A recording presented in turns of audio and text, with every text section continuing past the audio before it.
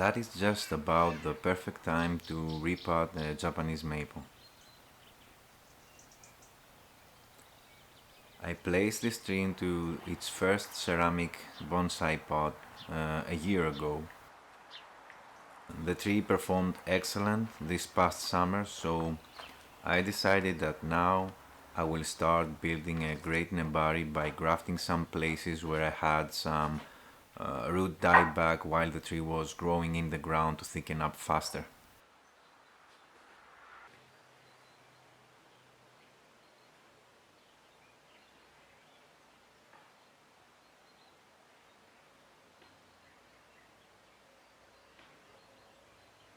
These are some of my Arakawa rooted cuttings that seemed too eager to grow this spring, and they broke bad much earlier than any other maple. Last summer I experimented with my maples, especially this one, by leaving them in full sun right next to pines, Japanese white pines and Japanese black pines, all summer. I was supposed to bring them under a shade cloth in case of an extreme heat wave, but not heat wave that extreme came, so this tree stayed on its pole all summer under full sun. It had very minimal sun scorch by September, and in exchange I got smaller leaves and smaller internodes. I had observed from my planted in the ground Arakawa Japanese maples that they were better in handling sun and heat than the species, and this tree showed great resilience in a small shallow ceramic pot even from its first summer. I'm really excited to see the condition of the root system after only 1 year in the spot and just 3 years from the ground. And this looks much better than I thought.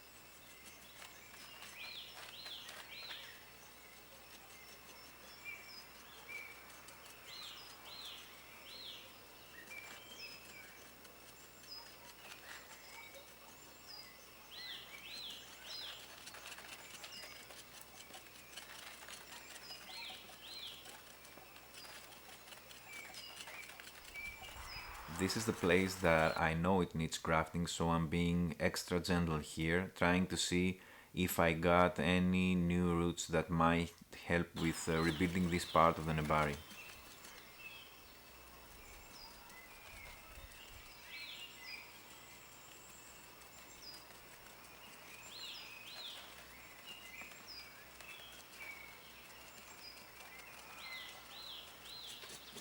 This shot shows clearly how empty this area is in contrast to the rest of the root system.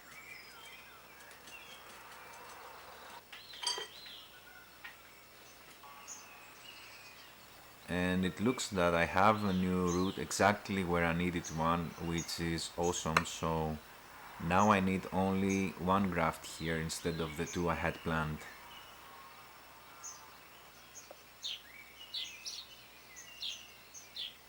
I have decided that I need to do one more here to eventually cover this misplaced thick root.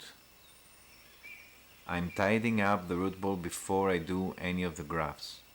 This is important as I want to place the tree lower in the pot now that I have many more roots to play with than I did last year.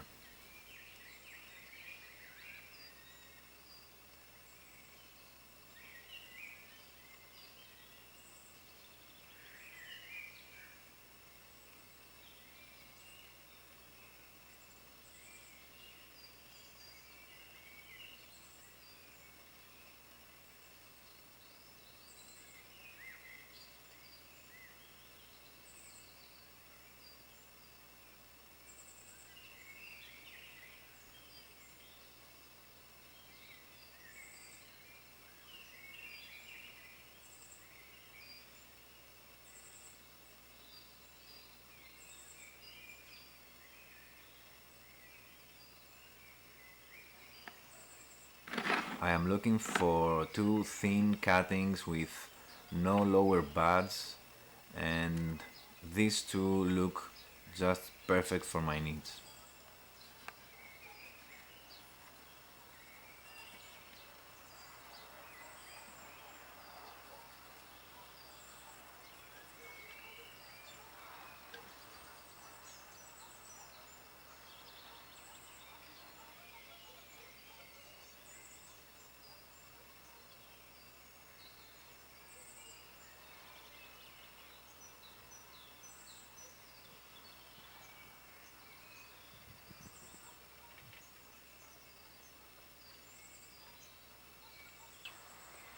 I will start with a more important one. I need to find live tissue here, as if this part is not alive, this graft will get much more difficult. The color of the hardwood is great. It's quite bright, so this is definitely alive. So let's graft.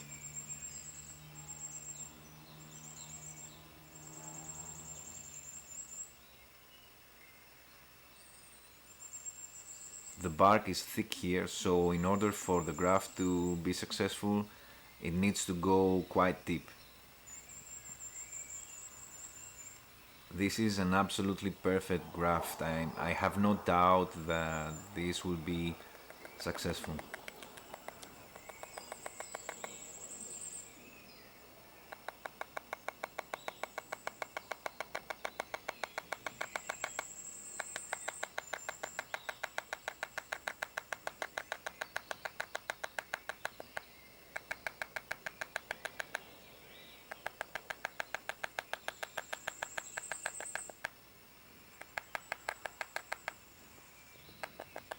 Since the graft sits deeper than the bark, in order to hold in place, although it's just very snug in here and it will hold in place, but in any case I will place a wire to keep it pushed in.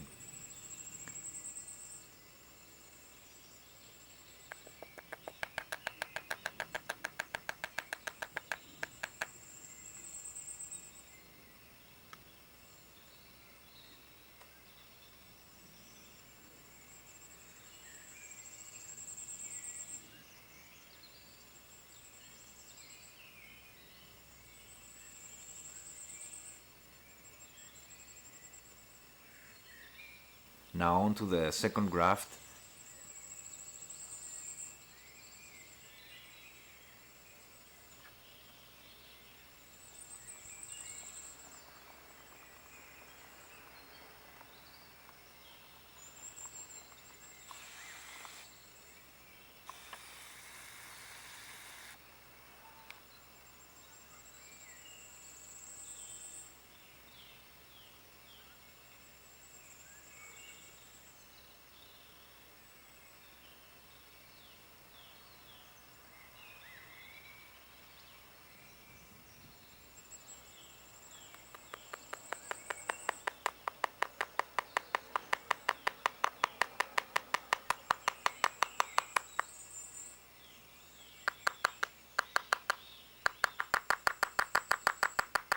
I'm trying to show you how the graft sits flat with the bark as it should.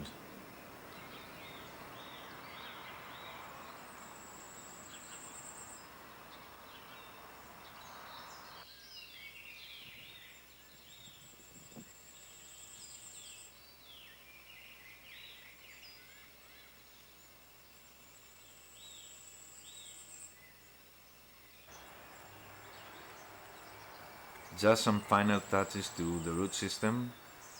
This is the back side of the tree, and it looks that it's going to be an excellent nebari without the need for grafting.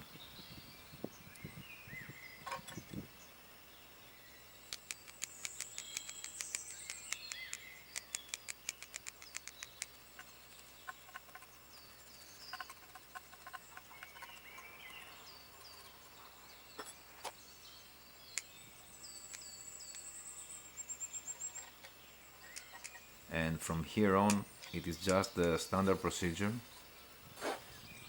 thin layer of substrate, tree goes in,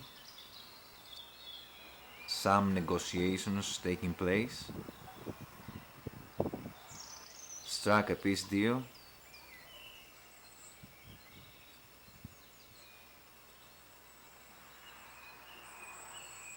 rebuilding,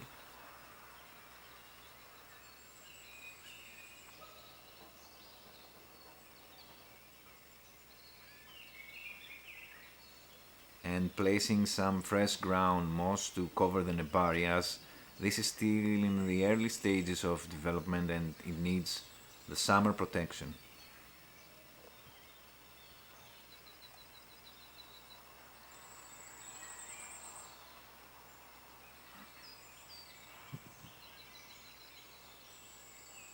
I'm expecting some snow in the next hours, so this tree is going straight into the greenhouse for some days.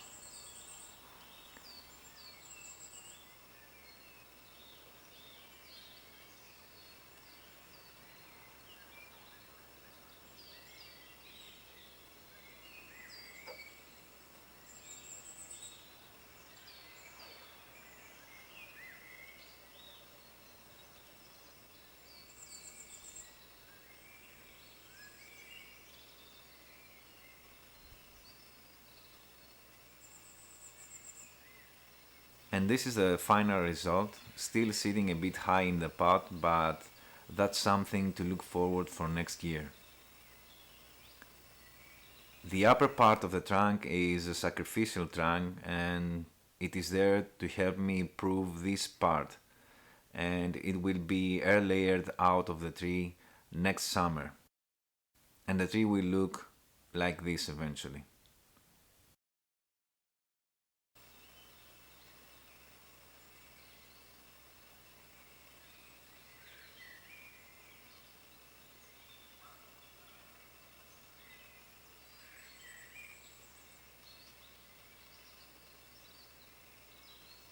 Thank you for your time.